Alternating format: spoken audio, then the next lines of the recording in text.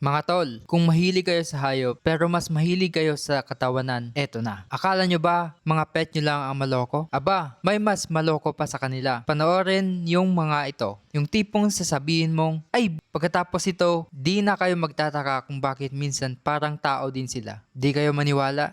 Sige, tignan